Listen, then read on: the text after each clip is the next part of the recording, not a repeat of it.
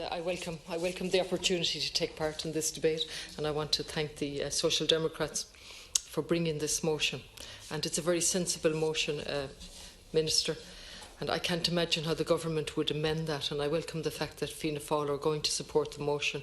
We're simply asking for the projects that will be delayed to be identified, which is the least that the people of Ireland deserve to hear. Where the motion is asking for recognition that a climate emergency has been declared, and to urgently revise the NDP and the MPF to properly reflect the current spending. And in addition, the Green Party are asking that the project be assessed for a climate impact assessment.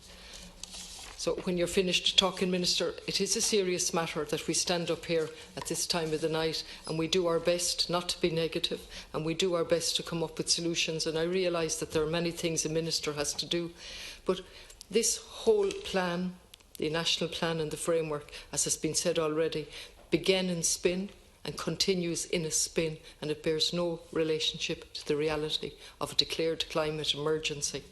Now, I know your Taoiseach and the Taoiseach of this country came in the following week, and in response to one of my questions following the declaration of an emergency, he said it was simply symbolic. Now, I think he perhaps tried to clarify that afterwards, but it is anything but symbolic. Minister Madigan, addressing the Dáil on the 20th of May, said, actually it was the 29th of May, pointed out that we are losing biodiversity around the globe at a rate unprecedented in human history. UN report after UN report, organisations in Ireland have all told us that we've got to face the climate emergency and do something about it. Now, it would be sensible at this point to say that we need to review the national plan and the framework for that reason. We also need to review it because, notwithstanding the very good language in it and the use of sustainability on a repeated basis, which I liked, and I looked and I thought this is not a bad plan. And then I looked in more detail at it and I realised that there's complete policy incoherence in both plans. I don't know how many sides of the mouth the government can talk from, but more than two, certainly, with the policy incoherence. Because we talk about sustainability and regional development, and then at the same time we promote the unsustainable development of our cities without public transport, and we progress with the type of development that's leading to more and more climate change. We talk about investment in more fossil fuels, so there's a total policy incoherence in both plans. Now, it is time to take our leadership, actually, from the children who have gone out in this country and across the world to say, please don't do this in our name. Now, this is a very sensible, rational motion that's saying, let's stop and reflect. Let's look at where we are now, given the climate emergency change, given the overspend on two projects.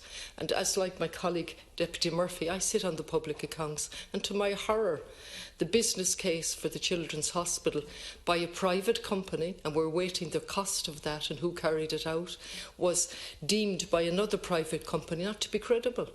After the event. Now, perhaps I have my language wrong, so I'll be careful here. Not credible, certainly faulty. Deputy Murphy might help me with the words in relation to what that business plan was called. And the Minister stood here tonight and he said nobody in this Dáil has ever asked him to reduce spending. And that's true. But we've all asked him to spend more efficiently, more effectively, and in a different way. And to spend public money on public buildings, on public infrastructure, on public transport.